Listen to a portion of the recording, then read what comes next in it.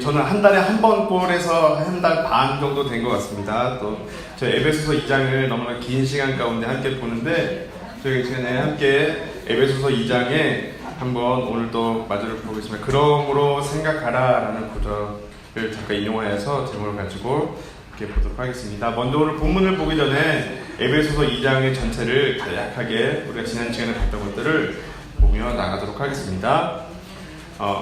그림을 참고하시면서 떠올려보시면 좋겠습니다. 우리는 계속해서 에베소서 2장을 살펴보고 있습니다. 바울은 에베소서 2장을 시작으로 구원을 받은 성도들의 이전의 모습이 어떠한 상태였는지를 말해주고 있습니다. 그림을 보시는 것처럼 아담으로 시작하여 모든 인간들은 자기가 자기 인생의 하나님이 되어 자신이 옳게 여기는 것을 따라 살았습니다. 그래서 에베소서 2장 1절에서 3절에서 이 세상의 풍조를 따르고 공중의 권세 잡은 자를 따라 살며 또한 우리의 육체의 욕심을 따라 나의 육체의 마음에 원하는 것을 함으로 본질상 진노의 자녀였었다라고 이 편지의 수신자인 바로 이방인된 이제 성도가 된 그 자들의 이전의 삶을 말해주고 있습니다.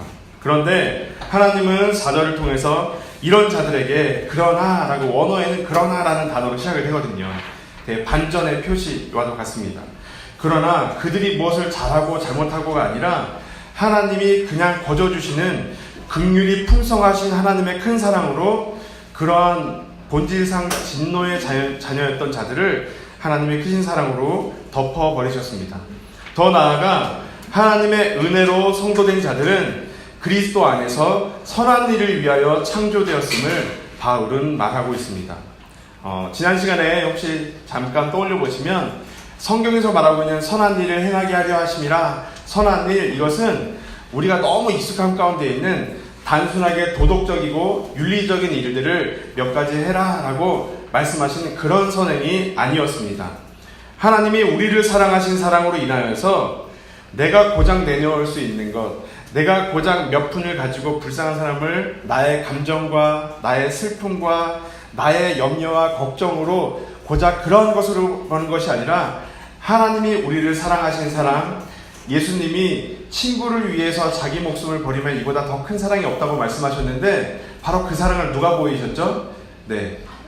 우리를 친구로 여겨주시고 자기를 핏값을 대신 지심으로 말미암아 우리를 그 목숨과도 바꾸어 주시고 그 크신 사랑을 보이시는 분이심을 우리 가운데에 확인해 주셨습니다. 하나님은 우리를 사랑하신 그 사랑으로 인하여서 너희 역시 형제를 사랑하며 서로 사랑하는 예수의 사랑이 성도에게서 열매 맺어야 할 것을 말하고 있습니다. 이것은 하나님이 전부터 예비하신 하나님의 계획 속에 이미 있는 일임을 10절을 통해서 말해주고 있었습니다. 하나님의 계획은 실수가 없으신 분이십니다. 맞죠? 네. 우리의 구원이 온전히 하나님이 시작하시고 완성하시는 것처럼 그렇다면 우리가 창세 전부터 예비되었던 것이 우리의 성도된 자들로 인하여서 그 성도된 자가 선한 일을 행하게 하려 하십니다 라는 그 계획이 창세 전에부터 예비되고 준비되었다면 우리의 선한 일을 행하게 하시는 것도 우리의 노력과 결단으로 가능한 것일까요? 더 넘어서 하나님의 계획과 뜻 가운데에 이끌려 받아 그 하나님의 풍성하신 사랑으로 또 하나님의 참 사랑 되신 그 예수를 전하는 자로의 삶으로 그 사랑 고백하는 자들로 우리를 지어져 갈 것이라는 것들을 우리가 말씀을 통해 보았습니다. 오늘은 계속해서 이어서 11절부터 18절까지 함께 봉독해 보도록 하겠습니다. 함께 봉독하겠습니다. 시작. 그러므로 생각하라. 너희는 그때에 육체로는 이방인이요 손으로 육체에 행한 할례를 받은 무리라 칭하는 자들로부터 할례를 받은 무리라 칭함을 받는 자들이라. 그때에 너희는 그리스도 밖에 있었고 이스라엘 나라 밖의 사람이라. 약속의 언약들에 대하여는 외인이요 세상에서 소망이 없고 하나님도 없는 자이더니 이제는 전에 멀리 있던 너희가 그리스도 예수 안에서 그리스도의 피로 가까워졌느니라. 우리의 화평이시니라. 둘로 하나를 만드사 원수된 것 곧 중간에 막힌 담을 자기 육체로 하시고 법조문으로 된 계명의 율법을 폐하셨으니 이는 이 둘로 자기 안에서 한 새 사람을 지어 화평하게 하시고 또 십자가로 이 둘을 한 몸으로 하나님과 화목하게 하려 하심이라. 원수된 것을 십자가로 소멸하시고 또 오셔서 먼 데 있는 너희에게 평안을 전하시고 가까운 데 있는 자들에게 평안을 전하셨으니 이는 그로 말미암아 우리 둘이 한 성령 안에서 아버지께 나아감을 얻게 하려 하심이라. 아멘. 네, 오늘 본문에서 사도 바울은 앞서 잠깐 간략하게 요약드렸던 2장 1절에서 3절을 통해 구원받은 성도가 하나님을 모르던 이전의 모습을 설명하고 있는 것처럼 오늘 11절과 12절을 통해서 그때라는 단어를 사용하여 이방인들의 하나님을 알기 전, 성도가 되기 전에 이전의 모습을 다시금 반복해서 상기시켜주고 있습니다. 11절부터 12절을 다시금 한 번 읽도록 하겠습니다. 시작. 그러므로 생각하라. 너희는 그때에 육체로는 이방인이요 손으로 육체에 행한 할례를 받은 무리라 칭하는 자들로부터 할례를 받지 않는 무리라 칭함을 받은 자들이라. 그때에 너희는 그리스도 밖에 있었고 이스라엘 나라 밖에 사람이라. 약속의 언약들에 대하여는 외인이요 세상에는 소망이 없고 하나님도 없는 자이더니. 네, 중간중간 앞에 2장 1절에서 어떻게 말했는지 보시면 그때에 라고 어떤 과거 예수님을 알기 전에 이전의 상태들을 계속 말하고 있는데 오늘 다시 11절 12절을 통해서 그런 너희들을 하나님의 구원의 은혜를 건지셨다. 그 은혜는 너희가 아니로 하나님의 은혜요 선물이요 주어진 것이다. 그리고 너희들을 선한 일을 행하게 하시기 위해서 이렇게 하셨다가 지금 10절이거든요. 그런데 다시금 11절부터 뭐라고 하냐면 그러므로 생각하라 라고 말하면서 너희는 또 그때를 얘기하고 알지 못하던 이전의 모습들을 반복해서 설명해 주고 있습니다. 이방인들인 당신들은 육체의 할례를 행한 사람들에게 할례도 받지 못한 자들이라고 불렸고 그때에 그리스도 밖에 있었고 하나님의 언약과도 전혀 상관없는 사람이었으며 하나님도 없어 세상 가운데에서도 소망이 없는 자들이었다라고 바울은 말하고 있습니다. 바울이 이렇게 이전의 상태를 아래 보시는 것처럼 처음에 1절과 3절 또 12절과 12절을 통해서 반복해서 말하고 있는 이유는 무엇일까요? 바로 과거의 이방인들의 이전의 모습을 비교하고 그것과 더불어서 그 과거의 상태가 아니라 지금 현재의 상태, 지금은 어떠한 복을 누리게 되었는지를 대비해서 비교하여 보여주고 있는 것입니다. 11절에 그러므로 생각하라 라는 원어적을 표현을 좀 더 이렇게 다른 단어를 쓰다 보면 기억하라 라고 좀 이렇게 remember 라는 단어를 쓰고 있습니다. 여러분이 이전에는 전혀 하나님과 상관없는 자들이었고 하나님을 알 수도 없는 자들이었으며 세상에서도 소망이 없는 자들이었는데 지금 여러분의 모습은 과연 어떻습니까? 한번 생각해 보십시오. 한번 기억해 보십시오 라고 말하는 것입니다. 오늘 이어서 13절을 한번 그렇게 계속해서 보도록 하겠습니다. 13절입니다. 시작. 자, 이제는 오늘 전에 멀리 있던 너희가 그리스도 예수 안에서 그리스도의 피로 가까워. 성경은 이런 모습을 통해 에덴 동산에서부터 말해주고 있습니다. 제가 지난번에 한번 잠깐 살펴봤는데 함께 이제는 찾아보도록 하겠습니다. 두 가지의 상태로 나누고 있습니다. 이방인들의 과거의 상태와 예수 그리스도의 은혜로 말미암아 성도된 현재의 상태를 명확하게 구분짓고 있습니다. 그 기준은 바로 무엇이죠? 13절에 예수 그리스도와 예수 그리스도의 피로 말미암은 것이 이전과 현재의 상태, 과거와 현재의 상태에 바로 기준이 되고 있습니다. 바울은 이방인이었으나 성도된 이들에게 예수 그리스도로 인하여 주어진 현재는 과거의 모습과 비교할 수 없음을 말해주고 있습니다. 더불어서 그리스도의 피로 가까워졌다는 의미를 이후 구절을 통해 두 부분을 통해서 두 부분의 영역이 가까워졌음을 말해주고 있습니다. 이거는 이따가 좀 살펴보도록 할 텐데요. 먼저 간략하게 말씀드리면 14절에서 15절은 이방인된 자들과 유대인들 사이에 막힌 담을 그리스도의 몸으로 헐어버리셨다는 사실입니다. 그래서 이방인들과 유대인들의 관계가 가까워지게 되었습니다. 그리고 16절에서 18절에 이어서 그들이 서로 원수되었던 자들에 맡긴다며 허물어지면서 하나가 되었을 때 예수 그리스도로 인하여 이제는 그 둘이 한 몸이 되고 이제는 누구와? 바로 하나님과 화목하는 아버지께 나아갈 수 있게 되었고 하나님과도 화목하게 되었음을 말하고 있습니다. 바울은 오늘 본문을 통해 율법으로는 전혀 하나 될 수 없었던 자들이 예수로 인하여 예수 안에서는 한 몸이 되었음을 말해주고 있습니다. 유대인도 아니고 이제는 이방인도 아니고 예수 안에서 새로운 피조물로서 한 몸으로서 만드신 것입니다. 한 몸을 이루셨다는 것이 무슨 의미일까요?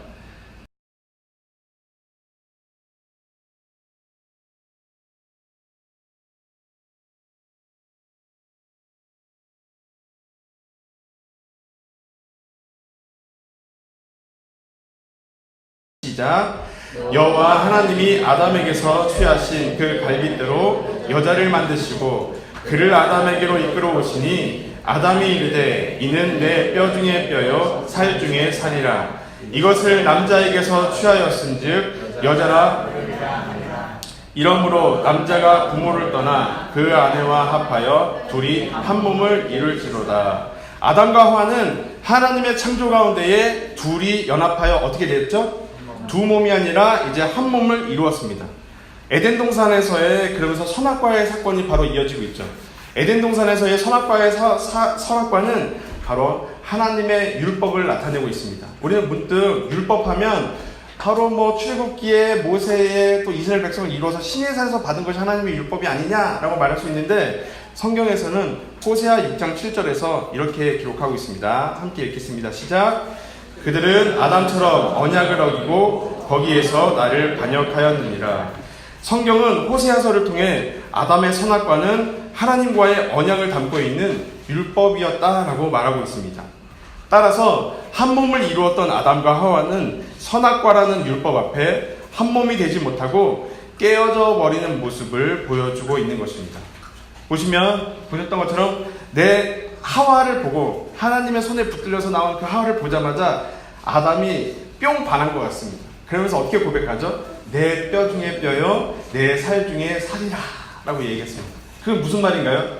넌 나구나, 우리는 하나구나, 네, 너 안에 나 있다, 뭐 이런 거, 내 안에 너 있다, 막 우리 드라마에 오그라드는 단어 같은 것처럼 그런 고백이지 않을까 싶습니다. 그런데 그런 아담이 하나님 앞에 자신의 죄가 드러나자 이러한 고백을 합니다.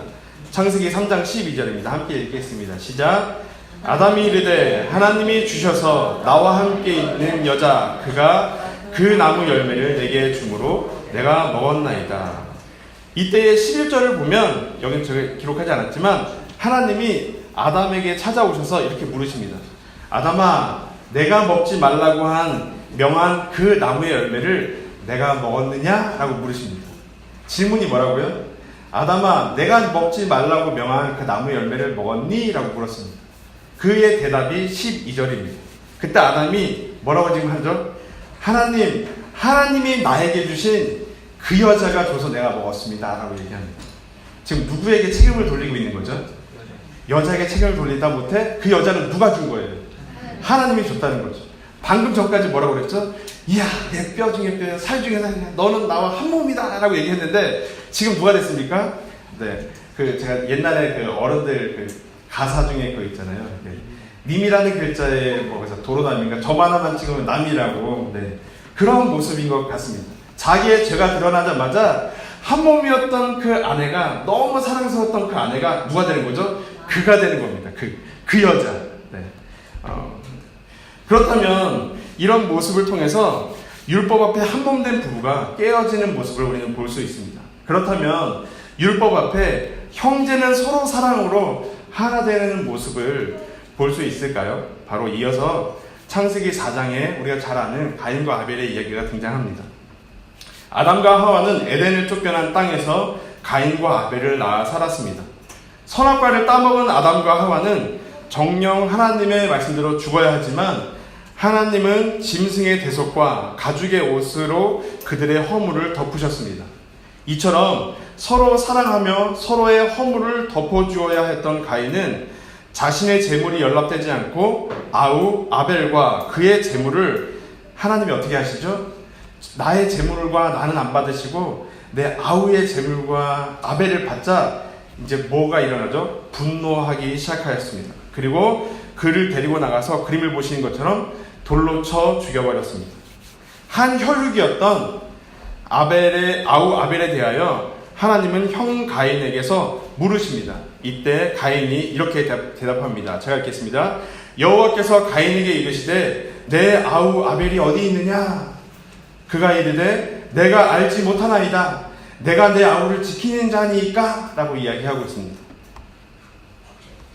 나의 유익을 위해서라면, 나의 유익이 누구보다 나의 유익이 방해가 된다면 한 핏줄인 형제라 할지라도 언제든지 남처럼 여기고 때로는 아벨에게 했던 행동처럼 제거해 버릴 수 있다는 것이 바로 우리 죄인된 인간의 모습이라는 사실입니다.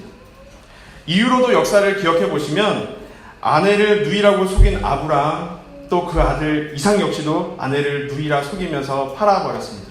사실 무엇을 위해서죠? 자신의 목숨을 부지하기 위해서였습니다. 자신의 복을 얻기 위해서 아버지와 형을 속인 야곱을 우리는 떠올릴 수 있습니다. 자신의 유익을 위해서 조카를 노예처럼 여기며 이익만을 보았던, 조카를 노예처럼 삼아버렸던 외삼촌 라반을 기억해 볼 수 있습니다. 또 아버지의 독특한 그 사랑을 통해서 시기하였던 그 요셉을 야곱의 남은 형제들은 어떻게 하였죠? 시기하여서 애굽에 팔아버리고 아버지에게 짐승에 찢겨 물려 죽었다라고 속여버리고 있습니다. 밧세바를 자신의 아내로 삼기 위해서 그의 남편 우리야를 최고의 적장 깊은 곳에 집어넣어서 어떻게 하는 거죠? 살인해서 내가 죽이지 않은 것처럼 교묘하게 위장을 하는 다윗 또한 모습을 보았을 때 하나님이 그 안에서 서로 사랑이라는 것을 할 수 있었음에도 불구하고 그 구약의 예수님이 오기 전에 그 구약의 시대에 그 율법 앞에서 그 어느 누구도 아무도 율법 앞에서 그 사랑이 온전하게 실행하지 못하는 모습을 성경은 우리 가운데 보여주고 있습니다. 이처럼 예수님이 오기 전 율법 앞에 놓인 모든 사람들은 아무도 상대방을 내가 아닌 그 다른 누군가를 한 몸처럼 사랑하지 못하고 다 깨어져 버리고 있는 모습을 보여주고 있는 것입니다. 오히려 다른 이가 아닌 누구를 가장 사랑하는 거죠? 내 몸을 가장 사랑하며 살고 있었습니다. 이때에 이제 구약이 지나 신약으로 오면서 예수님이 이 땅에 오셨습니다. 그리고 그 다른 이들이 아니라 가장 자기만을 가장 사랑하는 자들에게 이렇게 말씀하고 계십니다. 함께 읽겠습니다. 시작. 예수께서 이르시되 내 마음을 다하고 목숨을 다하고 뜻을 다하여 주 너의 하나님을 사랑하라 하셨으니 이것이 크고 첫째 되는 계명이요 둘째도 그와 같으니 내 이웃을 내 자신같이 사랑하라 하셨으니 예수님은 하나님을 사랑하고 둘째도 어떻다고요? 그와 같으니 라고 말씀하시면서 내 이웃을 내 자신같이 사랑하라 라고 말씀하셨습니다. 하나님을 사랑하는 것과 이웃을 사랑하는 것을 예수님은 지금 동일한 위치에 두고 말씀하십니다. 그리고 사랑은 율법의 완성이다라고 완성인데 요한일서와 로마서의 말씀을 함께 보도록 하겠습니다. 자, 요한일서 말씀입니다. 시작.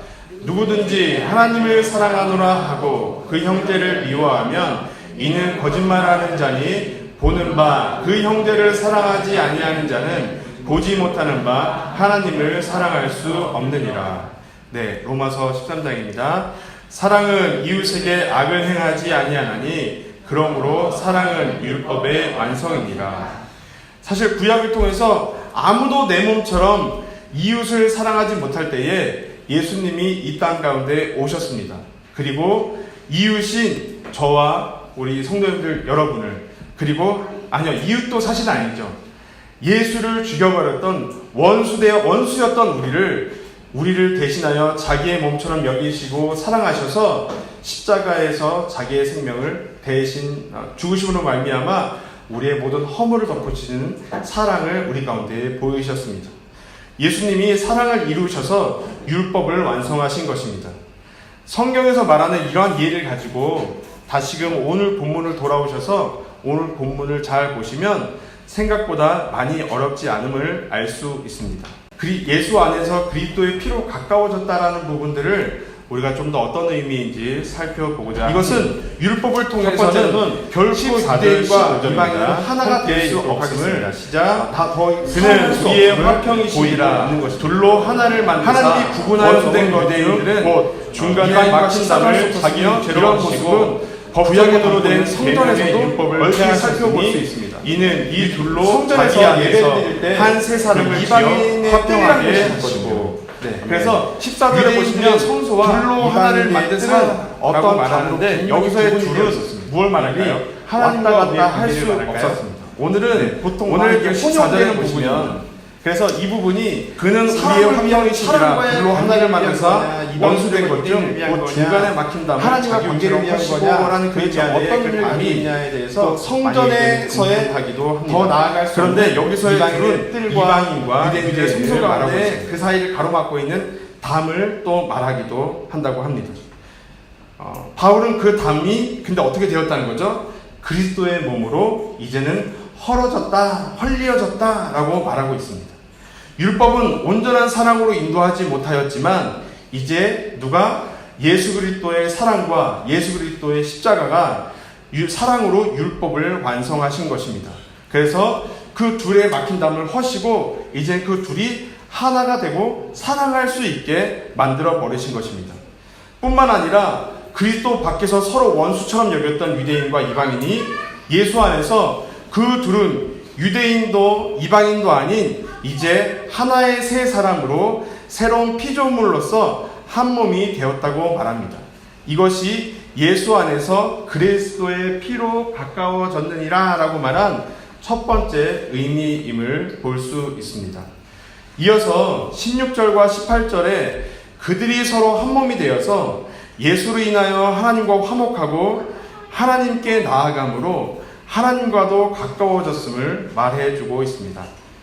이 13절을 기준으로 하여서 16절과 18절을 함께 읽어보도록 하겠습니다. 시작. 또 십자가로 이 둘을 한 몸으로 하나님과 화목하게 하려 하심이라. 원수된 것을 십자가로 소멸하시고 또 오셔서 먼 데 있는 너희에게 평안을 전하시고 가까운 데 있는 자들에게 평안을 전하셨으니 이는 그로 말미암아 우리 둘이 한 성령 안에서 아버지께 나아감을 얻게 하려 하심이라. 아멘.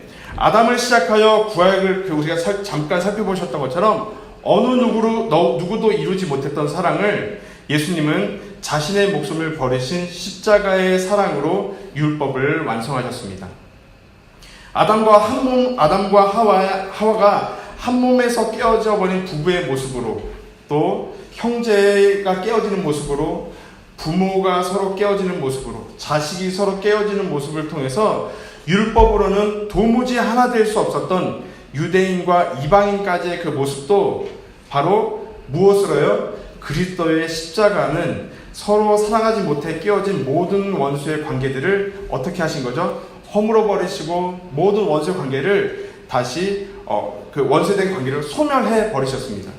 원수된 이들을 십자가를 통해서 이제는 한 몸으로 창조하시고 한 몸으로 하나님과 화해를 이루게 된 것입니다. 이것이 예수 안에서 그리스도의 피로 가까워진 바로 두 번째 의미입니다.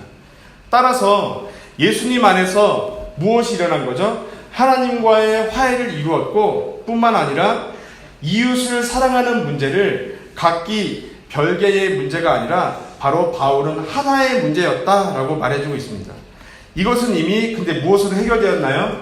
예수 그리스도의 피와 십자가로 이미 가까워졌다, 이루어졌다라고 바울은 말해주고 있는 것입니다.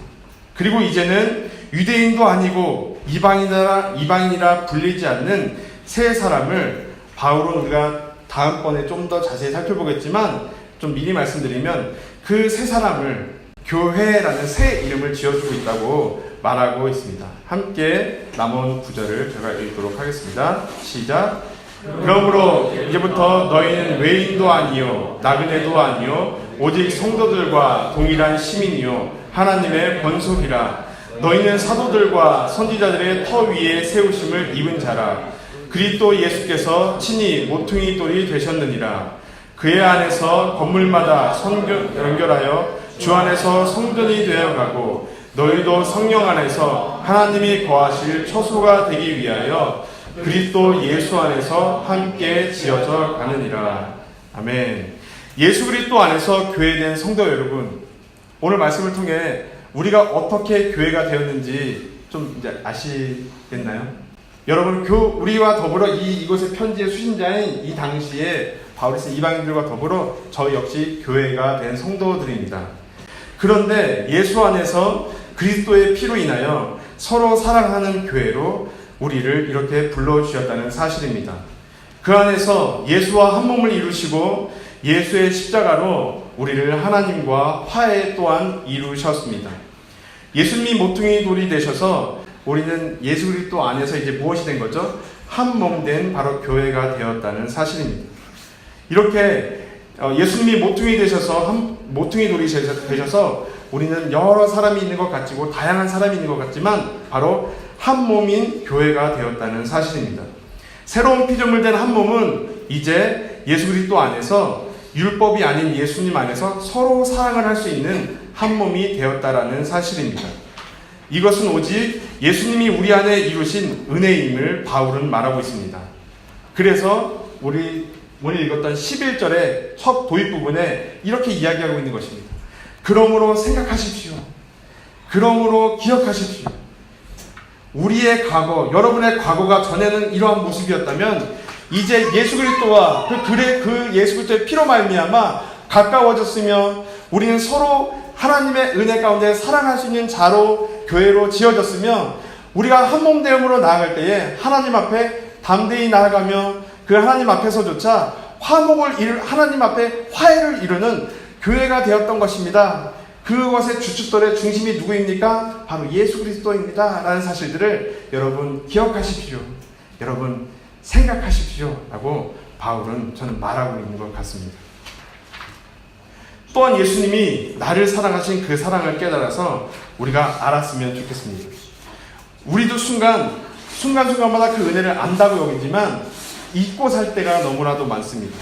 우리는 어떤 과거의 모습과 자리에서 지금 이 구원의 은혜로 말씀이 깨달아지는 그 감사함 가운데에 구원을 선물로 받아 성도가 되었는지를 우리 또한 깨달아 알기를 바랍니다. 또한 예수님이 나를 사랑하셔서 성도가 되었다는 사실들을 날마다 기억하시면서 그 사랑을 깨달아 예수의 사랑으로 서로 허다한 허물을 덮으며 서로 사랑하는 교회로 바울이 말하고 있는 것처럼 그리스도 안에서 함께 성전이 되어 지어가기를 우리가 함께 기도하며 힘쓰며 나아가기를 소망합니다. 이 시간에 함께 찬양하면서 또 기도하고 또 나아가도록 하겠습니다.